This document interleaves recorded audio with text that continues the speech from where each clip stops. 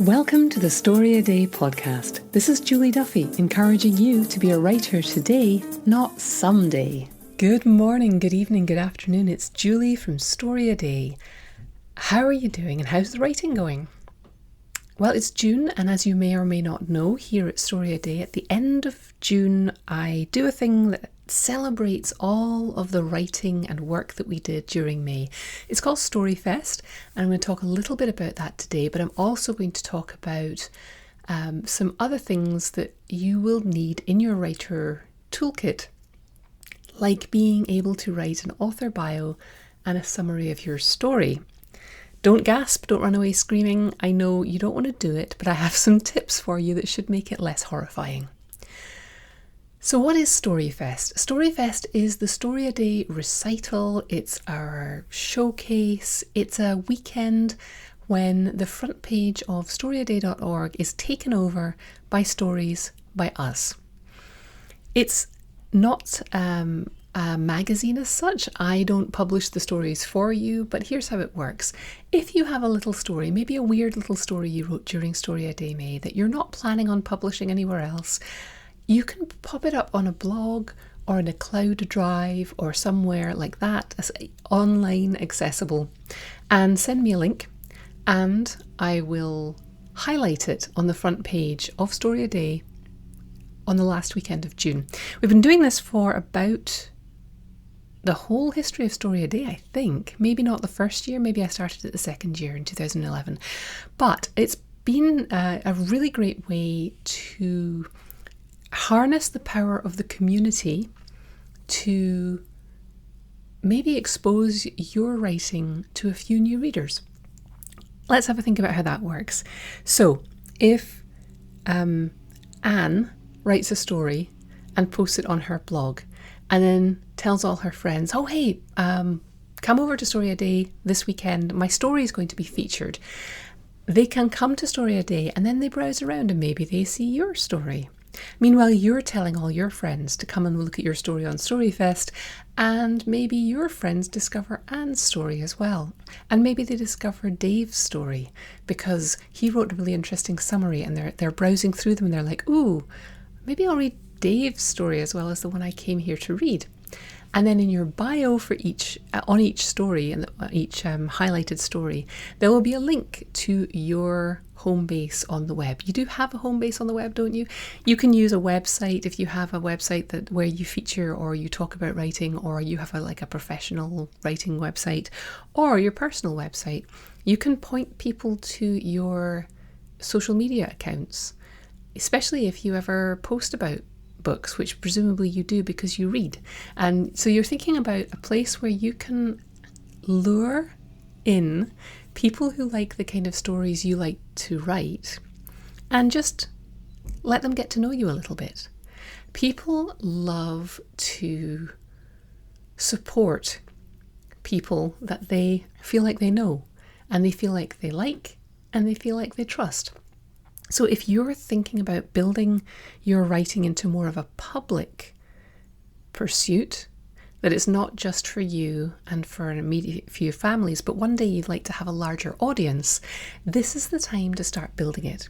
And this is one of the ways that I say thank you to you for being part of this community, by giving you a platform during StoryFest where your stories are presented in community with other people's stories.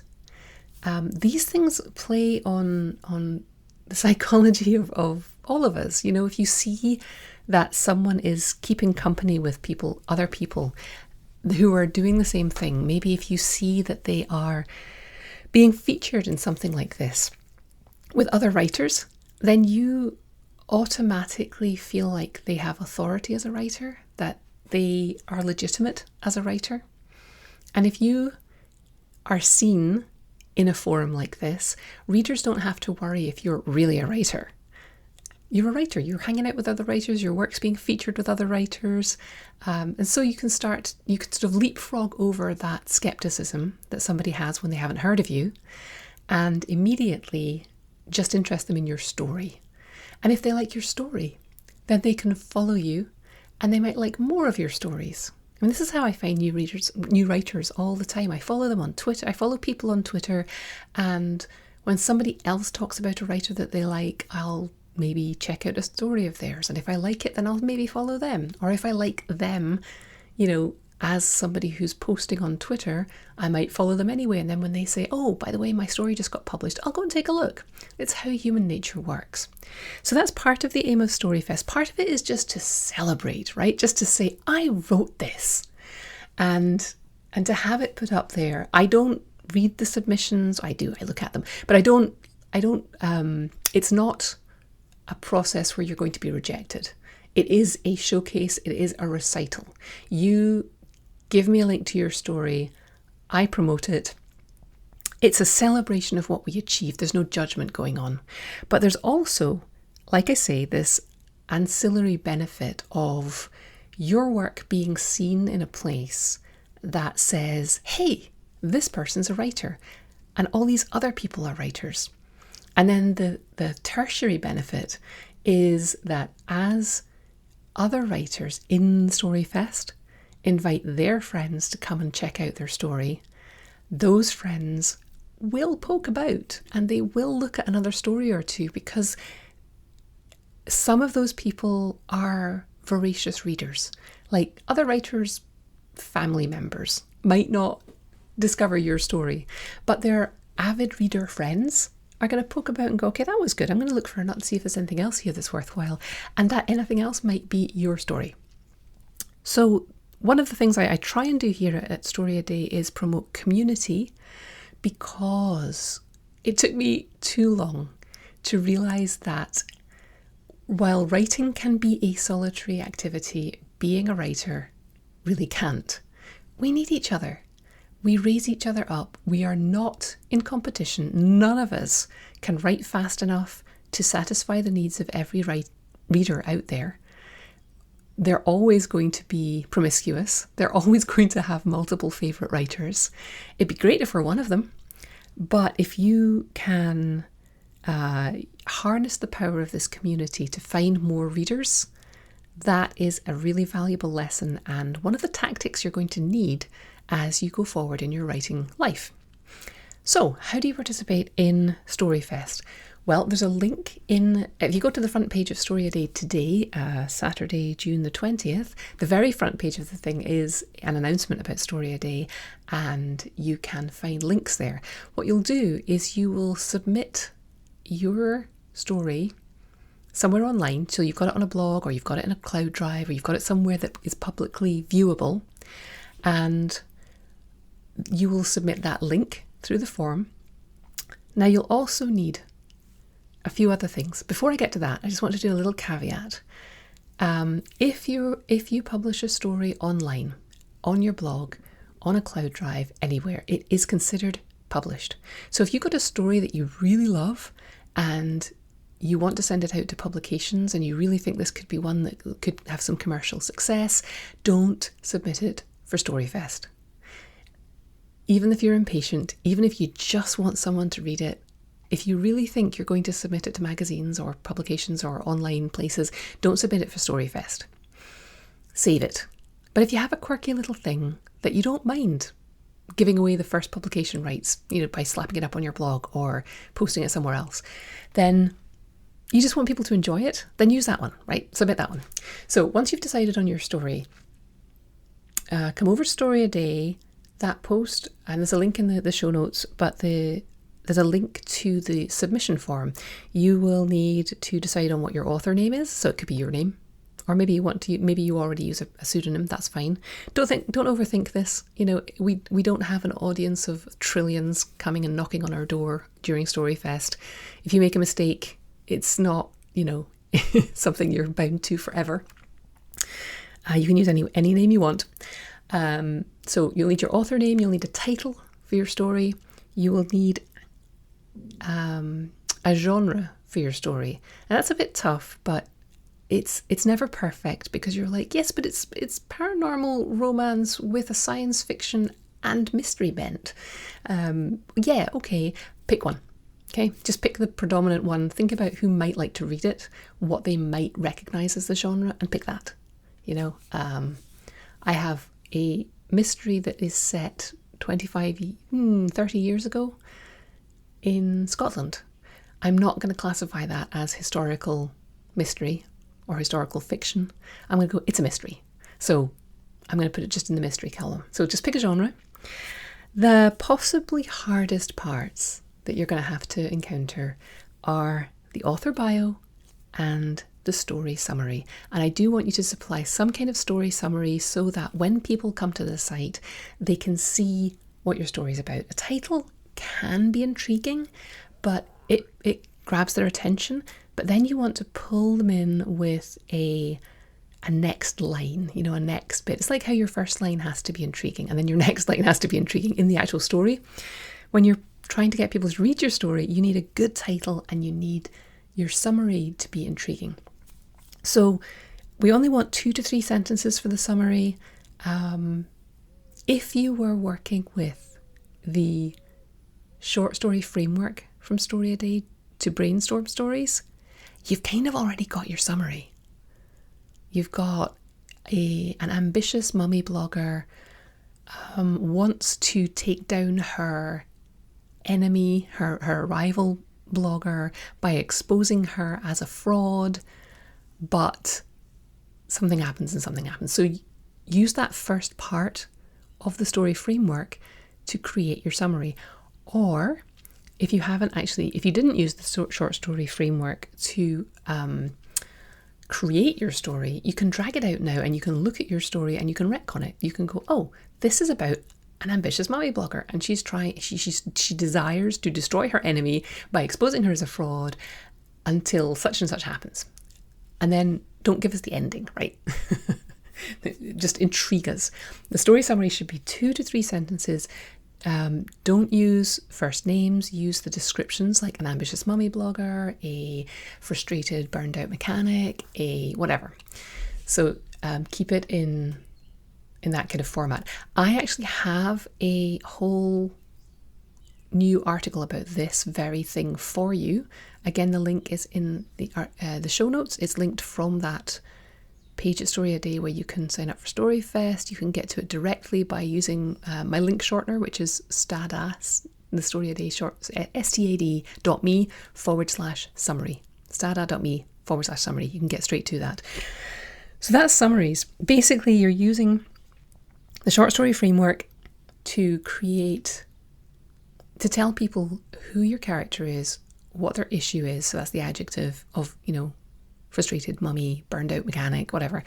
And then you're telling them about the desire and you're telling them about the conflict and intriguing them, making them say, ooh, I wonder how that's going to turn out, right? That's your aim with the summary. The summary is not to summarize the story. The summary is a marketing tool to drag people into your story head first, make them want to dive into it head first, right? It doesn't have to be that strong. That's what you're aiming for.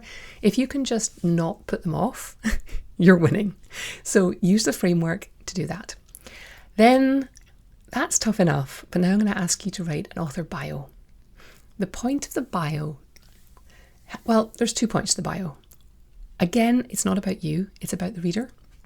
It's about intriguing the reader enough to make them give you a chance. Sometimes people won't even read the bio till after they've read the story, in which case the most important thing you want in there is a way for them to find out more about you. So add a link to your blog, even if you don't really update it. If you've got a Facebook page for your writing, I've got Julie Duffy Author, you could link to that. If you just tweet about writing or Instagram about writing or some other network I haven't heard of yet about writing, if you TikTok about writing, then use that link. Just use one, pick your favourite and use that.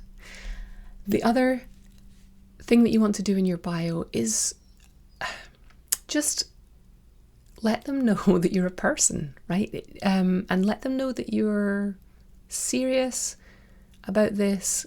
All you need to do in a bio is say your name or your pseudonym, what you like to read is a good one. If you can't think of anything else to say, like if you have lots of credentials, if you've been published a couple of places, then yes, add that. Julie Duffy has been published in 50 Word Stories and defenestration.com and the Mainline Writers Anthology and whatever. Her stories have appeared in, that can be your formula. If you don't have that, it doesn't matter. Readers don't really care. Publicists care about that stuff, which is why they have this format. But readers don't really care about this. It's just something that you need to have. Because if you're going to work with publishers in the future and editors, they're going to ask you for a bio and you're going to have it ready. So use this time to do that. Go and get the document that I talked about, StoryADay.me/summary, and read what I wrote about bios. So here's the summary of the bio thing. The bio is a hook. It gives people a chance to get to know you, to see you as a human being, maybe to see that you have something in common with them. Not necessarily, you're not going to be able to have something in common with everyone, but it would be amazing the things that will make someone stop and pick up your story. Maybe you mentioned that you're a redhead. And then they are a redhead too, and they're like, hey, story by a redhead, I'll read that. Or maybe you're from the same part of the world as them. So you can use details like that. You can use, Julie Duffy is a writer, her stories have appeared in, or Julie Duffy is a writer who loves to read science fiction and mysteries. And then, if that's relevant to your story, say that, because then other readers are going to be like, oh, I like to read those too. Maybe this person writes what I like to read. Or, Julie Duffy lives in Pennsylvania. Maybe they're from Pennsylvania. Just, a few little facts that make you seem human, make them feel like they know you a little bit and that they might like you and feel well disposed to you and want to give you a chance. But most importantly, just make sure you include a link. If you don't have anything, if you're not building up a portfolio yet, don't stress about that. You can just say things like, likes to read this. A really good thing, which I meant to mention in the summary. No, do this in the bio. Yeah. In the bio, you can also say, if it's a bio like going along with a specific story, like it is for StoryFest, it can be a really good thing in your bio to say what sparked this story, what intrigued you about writing this story. If you have any of the Best American Short Story collections or any other kind of anthology, quite often at the back of the book, they have notes from the authors where they talk about why they wrote this story. I don't want you to write an essay on this, but if you can say something like, this story was sparked when Julie saw a plastic bag caught in a tree and it moved like a ghost. And she thought it would be intriguing to explore how ghosts and trees would talk to each other, right? Something like that can go in your bio if you have nothing else to say and you don't want to talk too much about yourself. That can be really interesting and really fun for the reader. So it's just, this is all about the reader, not about you, which is, I know, the thing that holds us back. We're like, I can't talk about myself. You don't have to talk about yourself. You have to present yourself as a human that readers might like, and give them just a little something to think about that might interest them, give them some way to see you as a human. That's my very brief summary of how to write a story summary and an author bio. It's going to take some work, especially getting it down to that 2 to 3 sentences length, but you can do it. I firmly believe you can do it. You've got the resource, which you can find links to in the show notes. You've got that article on my website. You've got my support. You've actually also got thousands of probably books on your shelves that you can turn over or flip to the back flap and look at how that's done. Or go to sites that publish short stories and just look at the 2 to 3 lines at the bottom. It'll always be something like, Jane Doe writes stories of mystery and intrigue. She lives in Pennsylvania with her husband and 2 cats. That's not super interesting, but it fills the gap. And, maybe somebody who knows you like cats also likes cats. It makes you seem human that you have cats.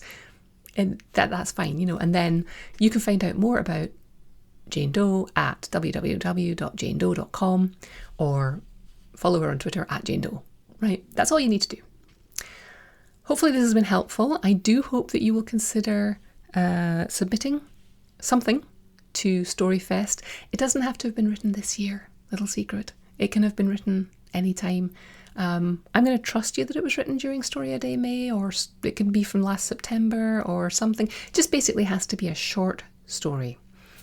People don't read a lot on their screens, so I find that the ones that get comments and most interaction are the ones that are shorter. So if you've got 500, 1,000 word, 1,500, 2,000 words, well, 2,000 words is getting up there. Anything over that, it's going to have to be really, really compelling for someone browsing around the web on a Saturday and Sunday to stop and read it. So if you have something that's short, that tends to work really well. But you can submit anything up to, anything that's a short story. If it's 4,000 words, I'm going to be sceptical that you wrote it during StoryADay May, but maybe you've reworked it since then. I'm not going to police this, it's up to you. This is our opportunity to harness the power of community, to get out there in front of readers and share the crowd, the network effect of this community, and maybe add a few new readers, expose your writing to a few new fans, or even just go through your first experience of submitting something somewhere. This is the least scary version of it that exists. Yes, you'll be putting your writing out there, but no, you're not going to get rejected, because I'm not selecting things for publication, I'm doing a showcase. So this will help you get through. If you've never submitted anything, this is a great dry run, because you'll have to pull together all of that information that everybody will ask for when you're submitting for real. Your name, your story title, your summary, your bio, and you'll have to get it done by the deadline, which is Wednesday 24th of June. Sorry about the short notice. And it's the least terrifying version of submitting a story that exists, and I hope you'll take advantage of it. And then when StoryFest comes around, I'm going to ask you to do a couple of posts somewhere to promote it.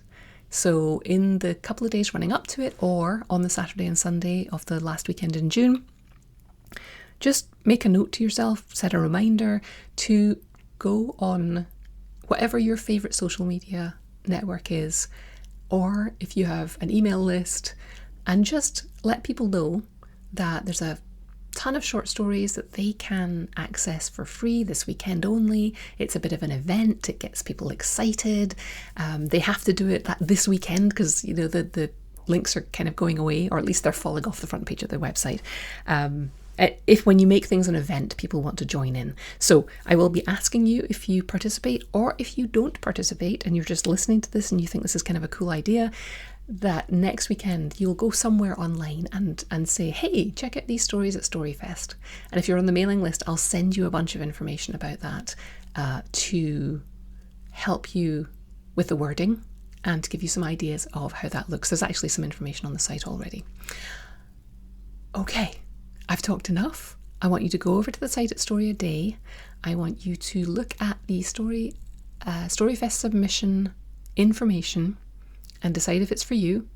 If it's not, you can still help by boosting other people's stories next weekend, and that's also a wonderful thing to do. You can also help by reading other people's stories and leaving comments on them next weekend, which every writer loves to get comments on their writing. I mean, even if it's just, great story, or just knowing that people have read it is such a boost. So these are the ways you can help. Sign up. Don't sign up, but promote it. Don't sign up, but go and read people's stories and leave a comment. And spread the word. Just spread the word. Okay. I think that's it. Just checking my brain to see if there's anything else I wanted to say to you. Yeah, there's the author writing, how to write author bios and summaries on the website. The link is in the show notes. I hope you have a fabulous week.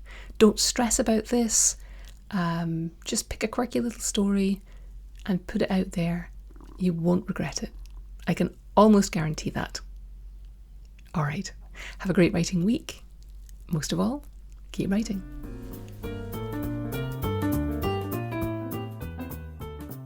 Thanks for listening.